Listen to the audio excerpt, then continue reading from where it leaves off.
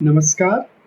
मध्यकालीन युग में कट्टरपंथी इस्लामिक आक्रमणकारी जहां भी गए, वहां की संस्कृतियां समाप्त होती चली गईं।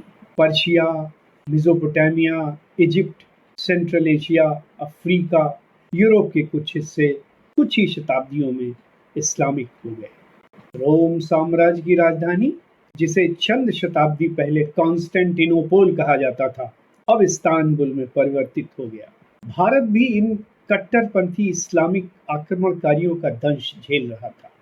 इन निर्दयी आतताइयों ने हमारी आस्था और संस्कृति को समाप्त करने का पूरा प्रयास किया। मुस्लिम शासकों और आक्रमणकारियों ने हमारी आस्था के केंद्र मंदिरों एवं अन्य धार्मिक स्थलों को तोड़ा और जबरन धर्म परिवर्तन किए। राजा दाहिर ने इसका प्रतिरोध किया, किंतु अंत में वीर गति को प्राप्त हुए। इसके बाद भारत पर अनेक आक्रमण होते रहे। वीर शासकों जैसे बप्पा रावल, राजा भोज, राजा विद्याधर, महाराणा कुंभा, महाराणा सांगा, महाराणा हेमू, वीर पृथ्वीराज चौहान, जयमल सिंह राठौर, महाराणा प्रताप, छत्रपति शिवाजी महाराज, गुरु तेग बहादुर, गुरु गोविंद सिंह, रानी ताराबाई भोसले जैसे आदि अनेक शूरवीरों ने सर्वोच्च बलिदान देकर सनातन संस्कृति को बचाया। इन महावीरों में एक अज्ञात सा नाम भी है, बालवीर धर्मवीर हकीकत राय। 18वीं शताब्दी के शुरू की बात है। औरंगजेब के लाहौर के गवर्नर जकरिया खान ने 13 वर्ष के बालक हकीकत राय, जिसे ईश निंदा के झूठे आरोप में फंसाया गया था, से कहा, इस्लाम कबूल करोगे तो हम तुम्हें मुक्त कर देंगे। इस पर उस वीर बालक ने कहा, मैं अपने धर्म में मरना पसंद करूंगा, अपना धर्म परिवर्तित नहीं करूंगा। हकीकत राय एक धनी खत्री व्यापारी के पुत्र थे। वे अत्यंत विद्वान और तीव्र बुद्धि के थे। धर्म के प्रति उनकी अटूट आस्था थी। मात्र 8 वर्ष की अवस्था में उन्होंने शास्त्रों का अध्ययन एवं अन्य ग्रंथों का ज्ञान प्राप्त कर लिया था।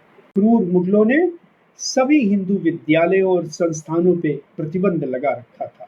उनके पिताजी उन्हें सरकारी अफसर बनाना चाहते थे, जिसके लिए फारसी का ज्ञान आवश्यक था। ऐसे में उन्हें मदरसे में पढ़ने भेजा गया। हकीकत राय सभी विषयों में सर्वश्रेष्ठ थे।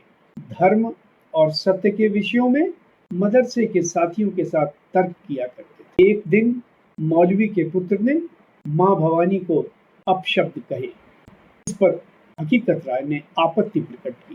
फिर क्या था, काजी तक बात पहुंची और उन्हें जेल में डाल दिया गया। फरमान जारी हो गया कि इस्लाम कबूल करो अन्यथा मौत मिलेगी। माता पिता हकीकत राय से जेल में मिले और समझाया। 13 वर्ष के बालक ने अपने पिता से एक सवाल पूछा कि यदि वो धर्म परिवर्तित कर ले तो क्या अमर हो सकता है। पिता के पास कोई जवाब न था। उनके शब्द थे, मैं अपने धर्म में मरना पसंद करूंगा पर धर्म नहीं छोड़ूंगा। बसंत पंचमी के दिन काजी ने भीड़ इकट्ठी की। सभी ने उस छोटे से बालक पर पत्थरों की बौछार शुरू कर दी। थोड़ी देर में वीर बालक का शरीर निर्जीव हो गया था। अंत में उसका सर धड़ से अलग कर दिया गया। वीर हकीकत राय का यह बलिदान व्यर्थ नहीं गया। इस जघन्य कृत्य के विरुद्ध संपूर्ण भारत में मुगल शासन को उखाड़ फेंकने के लिए शक्ति का संचार हुआ और धीरे धीरे मुगल साम्राज्य का पतन होता चला गया। उनके आदर्श हमें सदैव सत्य, धर्म और राष्ट्र की रक्षा के लिए प्रेरित करते रहेंगे। जय